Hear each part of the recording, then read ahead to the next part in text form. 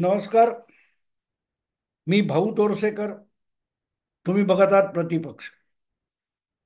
मित्रांनो, गेल्या 4 दिवसात महाराष्ट्राच्या मुख्यमंत्र्याचं निवासस्थान म्हणून ओळखला जाणारा जो वर्षा नावाचा प्रशस्त बंगला आहे तो वादग्रस्त ठरलाय आणि त्याच्यावर उलटसुलट चर्चा सुरू झाली की मुख्यमंत्री पदाची शपथ घेतल्यानंतर सुद्धा 2 महिन्यापेक्षा अधिक काळ होत आला, पण देवेंद्र फडणवीस त्या मुख्यमंत्री निवासात वास्तव्य करायला गेलेले नाहीत. यावर शिवसेनेचे नेते प्रवक्ते संजय राऊत यांनी एक वावडी उडवली की त्या वर्षा बंगल्याच्या आवारामध्ये कुठच्या तरी हिरवळीमध्ये खड्डा खणून एक रेड्याचं शिंग पुरलेलं आहे, ज्या रेड्याचा आसामच्या कामाख्य देवीच्या मंदिरामध्ये बळी देण्यात आला होता आणि तो जादूटोणा करून आजचे उपमुख्यमंत्री आणि कालचे मुख्यमंत्री एकनाथ शिंदे यांनी अशी काही काळी जादू केली आहे की त्यामुळे भयभीत होऊन आजचे मुख्यमंत्री देवेंद्र फडणवीस वर्षा बंगल्यावर वास्तव्याला जायला तयार नाही.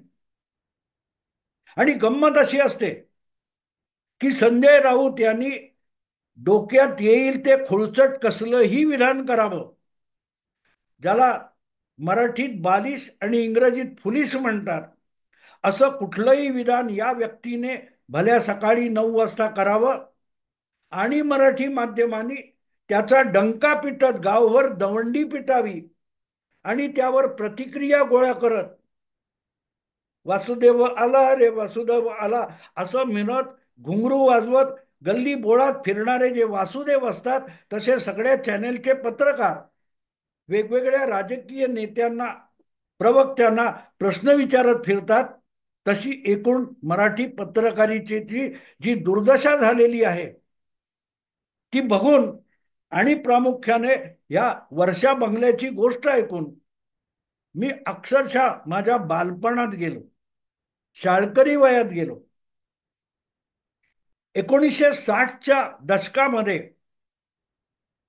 राष्ट्र सेवा दल नावाची एक संघटना खूप जोरदार काम करायची आणि त्या राष्ट्र सेवा दलाचं एक कलापथक होतं, ज्यातून पुढे रामनगरकर, कुसुमताई कुलकर्णी, निळू फुले असे एकापेक्षा एक कलावंत पुढे आले.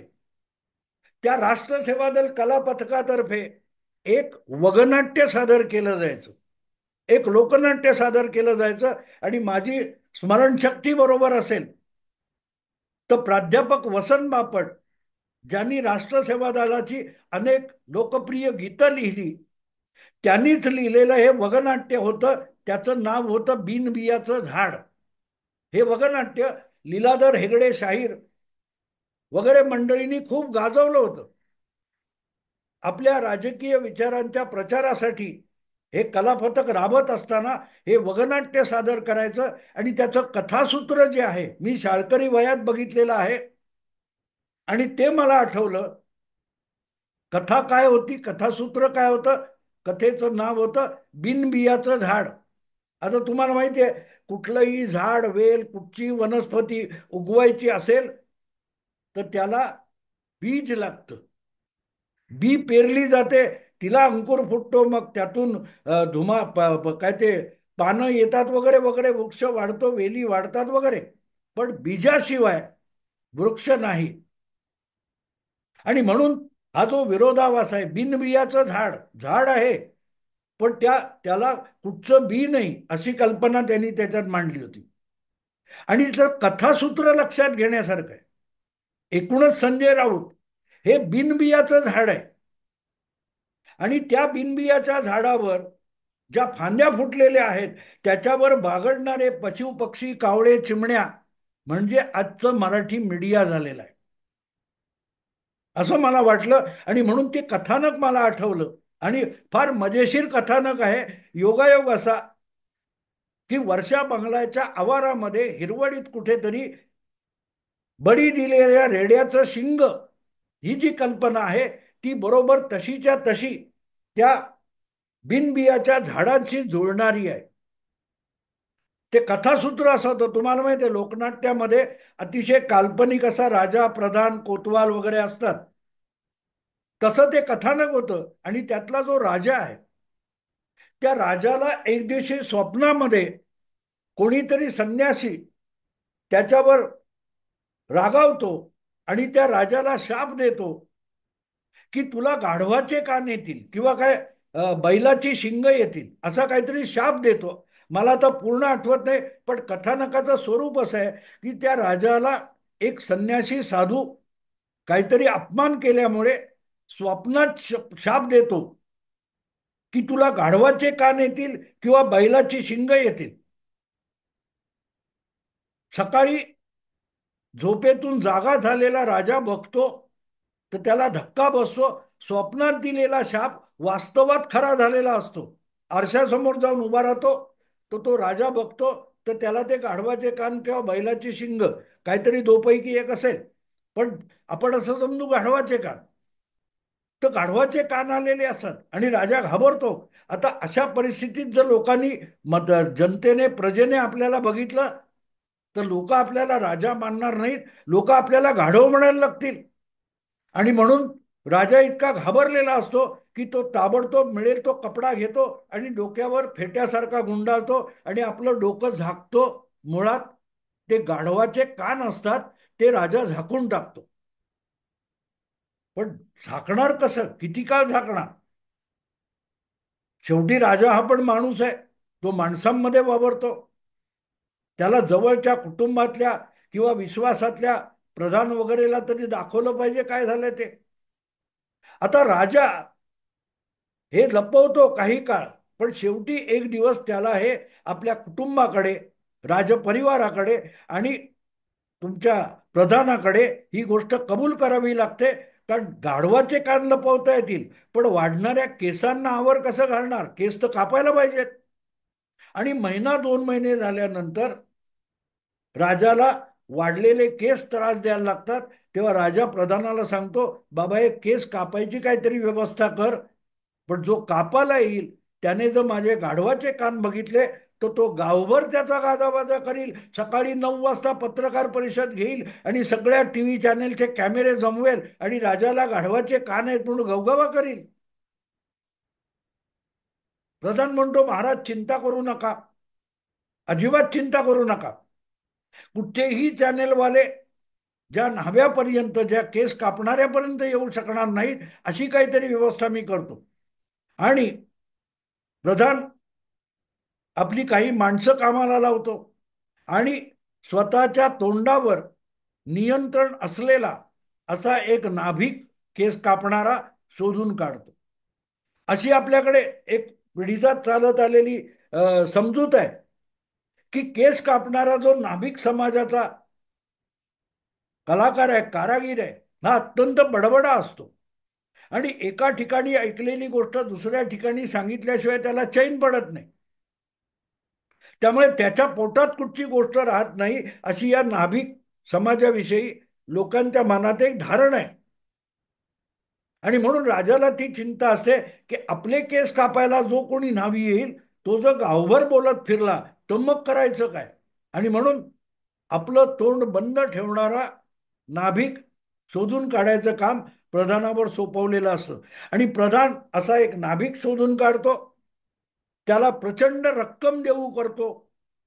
पण अट एक असते की जर केस कापताना जे काही दिसलं त्याच्याविषयी त्या नाभिकाने बाहेर गेल्यावर कुठेही चर्चा केली तर त्याचं मुंडकं उडवलं जाईल.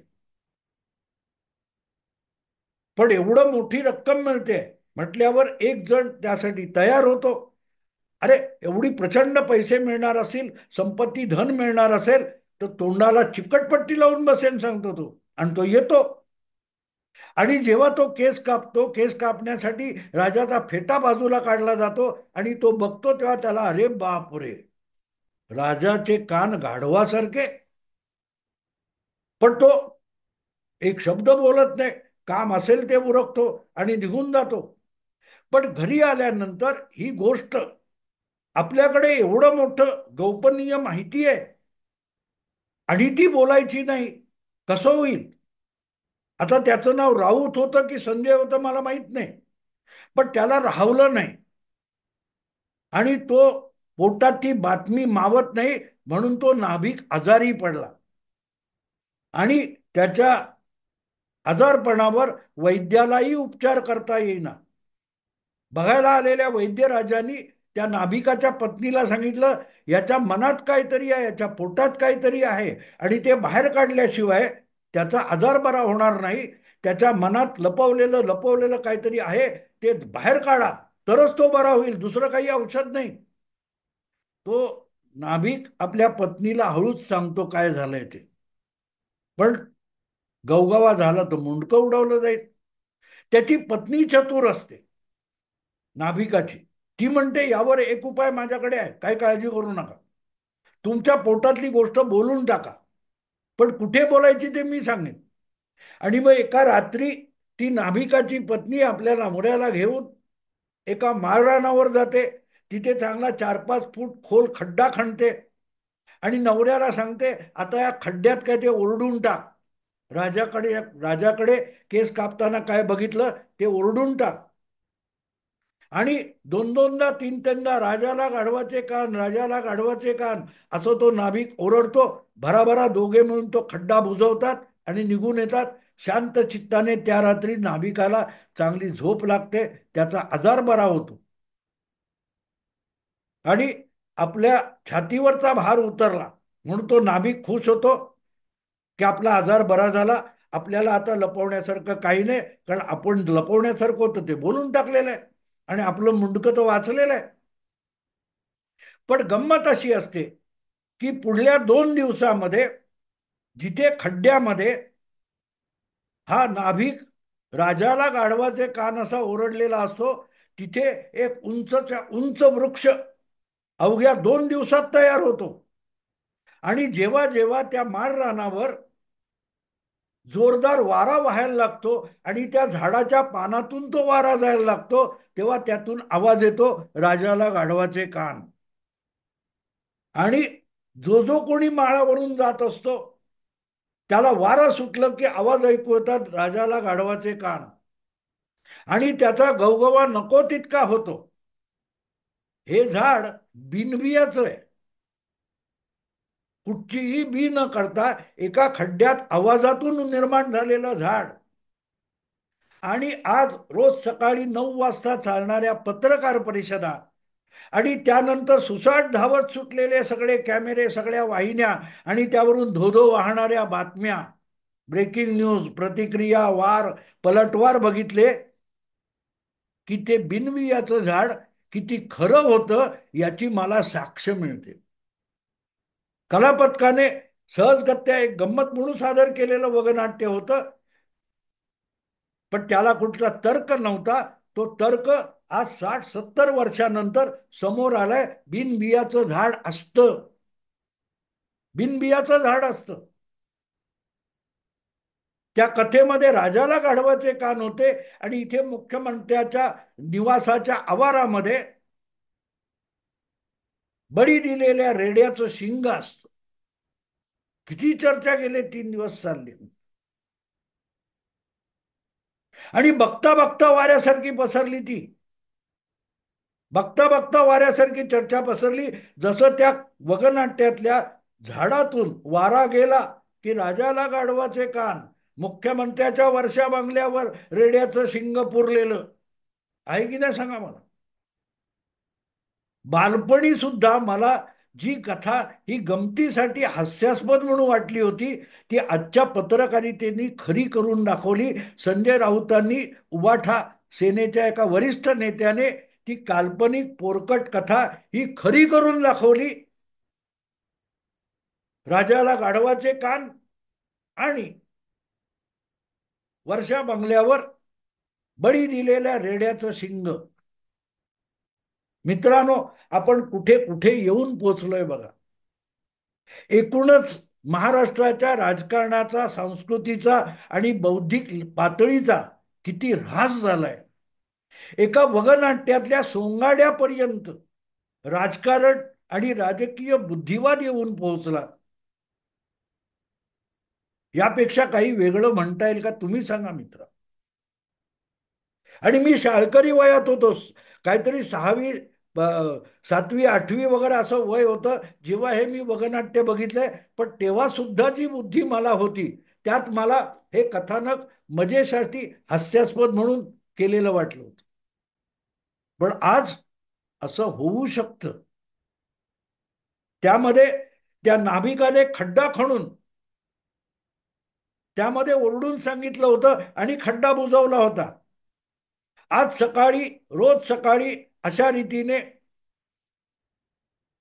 कॅमेरे जमतात आणि ओरडून सांगितलं जातं. आणि सगळीकडे एकापेक्षा एक स्वतःला बुद्धिमान समजणारे पत्रकार, संपादक, अँकर त्यावर चर्चा करतात. सुदैव एकच आहे की कोणाचं मुंडकं उडवलं जात नाही. काय सांगावं, उद्या तेही होईल. अर्थात तसा राजा नाहीये हा एक भाग आहे. तसा राजा नाहीये. तसा राजा असता, वर्षावर असा राजा हा 3 वर्षापूर्वी राहत होता, ज्याने नारायण राणेंना कांचिलात मारीत म्हटलं तरी अटक करण्याचा पराक्रम केला होता. आठवतं तुम्हाला? अर्णब गोस्वामीला अटक करण्याचा पराक्रम केला होता. तेव्हा त्या वगनाट्यात बिनबियाचं झाड या वगनाट्यामध्ये जो चक्रम राजा होता, तो किती खरा होता याची साक्ष आपल्याला उद्धव ठाकरेंनी मुख्यमंत्री होऊन दाखवली होती, ज्यांचं वास्तव्य वर्षा बंगल्यात होतं. आता त्यातल्या नाभिकाची जी गोष्ट आहे, राजाला गाढवाचे कान, गाढवाचे कान लांब असतात आणि त्यांना दूर दूरचं ऐकू येऊ शकतं.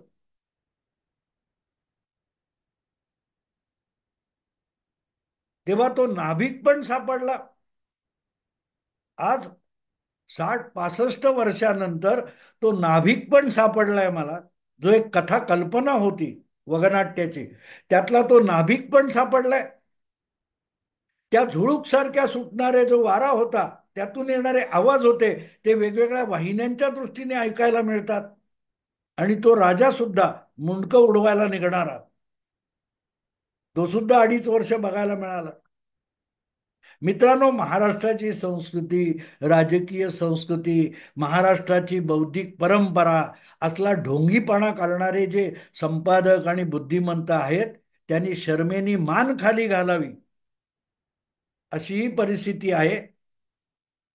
ज्याला वर्षा बंगल्याच्या आवारातलं रेड्याचं शिंग असं म्हणता येईल. दुर्दैवाने म्हणा, आज वसंत बापट हयात नाही, नाहीतर त्यांनी याच्यावर सुद्धा मुख्यमंत्र्याच्या बंगल्यात पुरलेलं रेड्याचं शिंग असं एक वगनाट्य लिहिलं असतं. आणि उबाठा शिवसेनेतर्फे त्याचे धडाधड प्रयोग सुरू झाले असते. धडाधड प्रयोग सुरू झाले असते. कदाचित लवकरच दिल्लीत होणाऱ्या साहित्य संमेलनात शरद पवारांनी स्वागताध्यक्ष म्हणून त्याचा पहिला प्रयोग ठेवला असता. काय बोलावं. आपण मराठी आहोत याचा अभिमान बाळगावा की आपल्याला लाज वाटावी, असं कधी कधी मनात येतं. त्याचं कारण हे आहे मित्रांनो, हे आहे. अगदी श्याम मानव सारखा माणूस म्हणतो की अमुक अमुक काय, मला म्हणजे या लोकांच्या बुद्धीचं किती दिवाळं वाजलंय, किती दिवाळं वाजले.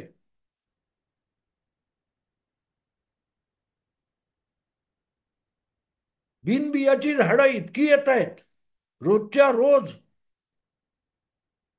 एकेकाळचा पोरकटपणा हा आज बुद्धिवाद झाल्याचा यापेक्षा मोठा पुरावा नाही. तो तुमच्यासमोर सादर केला. आवडला, लाईक करा, शेअर करा आणि प्रतिपक्षाला सबस्क्राईब करा.